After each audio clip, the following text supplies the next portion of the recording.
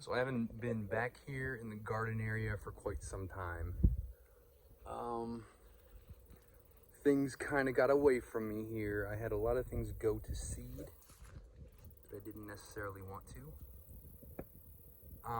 But that just means more living roots in the soil next year, and I'll deal with what I don't want coming up a little bit more effectively than I did this year.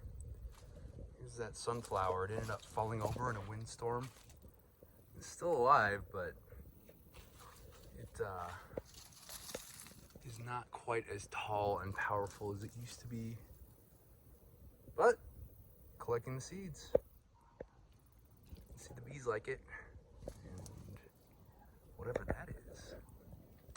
That's not a bee. Is it? No. Anyway, I've had a lot of interesting insects and lizards and those sorts of things start to pop up and hang out here. The chickens take care of a lot of it, with the insects in particular. The lizards, I'm not sure if they've been hunting down lizards. I know my dog tries, but she's not very successful. Anyway, this is what the back looks like in the garden area right now. This is gonna need a complete overhaul, but it's fall and we're just gonna be preparing for next year. So I do have weeds growing, along with a new tree, because I intend on cutting them down and using them as mulch and making my yard into something else. They have given me until the 9th to do so, or face a fine. Here is some slash that I gathered from work because it's compostable, burnable. These things have uses and value. They don't look good in the front yard, but that doesn't make them worthless. I understand that this might look from the outside not like much currently. Their path they've chosen, the city of Pueblo, possibly some of my neighbors, has been to call the authorities and fine me for it without asking me why. I just thought that was interesting as I engage with the city of Pueblo about unrelated things. So, since the city of Pueblo has seen fit to fine me unless I get all this cleared up, I figured I would take the opportunity to educate people on what is actually here. This is a ragweed.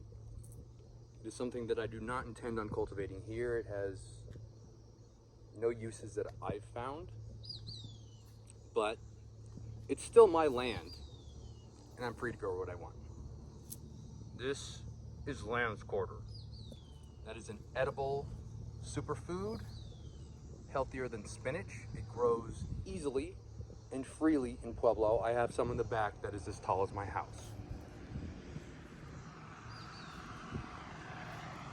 This is a white mulberry, an edible perennial bush that can grow to tree size. This is a white mulberry. This is a white mulberry. This is called prickly lettuce. It can be distilled, well, it can be made into a tincture. You basically soak it in alcohol, and it is used as a alternative to opioids for pain suppression. It got as tall as my house when it was getting water. This is a dandelion. This is a superfood. You can make tea out of it, and it has every micronutrient that the human body needs to function. These are weeds. These are finable by the city government. These useful things are finable by the city government. Let that sink in. I almost forgot. This right here is Purslane. It is another superfood, edible.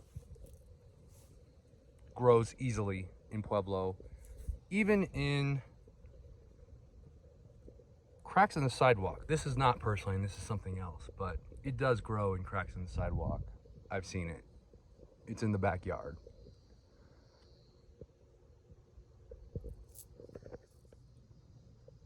This one that I've just identified is a green ash, which is used in tool handles and baseball bats and things like that.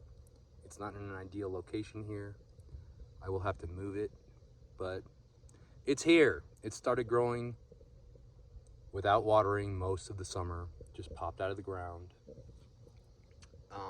So I'll end up taking that and putting it somewhere where it can thrive, likely. I'm not sure if I'll move the mulberries away from the pavement or not.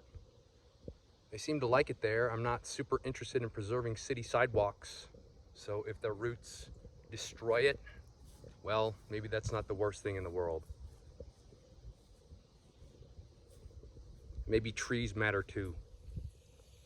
So I figured I would show people as I dig up my old irrigation system what healthy soil looks like. This has gone largely unwatered all summer. There are worms in here like they're supposed to be. There's fungus somewhere in here like they're supposed to be. And when you take up topsoil, this is what it's supposed to look like, not just loose dirt. So,